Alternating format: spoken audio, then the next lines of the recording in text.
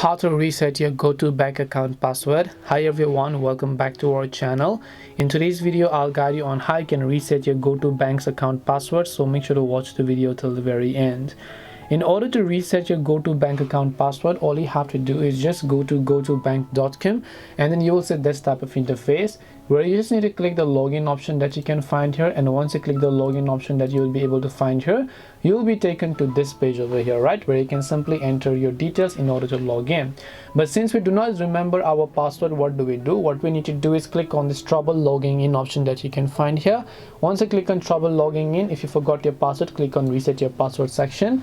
Make sure to enter the email address that you have access to. Click on I'm not a robot captcha, verified, and then click the continue option.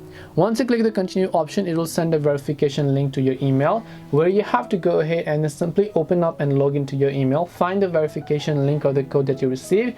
Then when you click on the link, it will take you to the new page where you can choose a new password without having to remember your old password.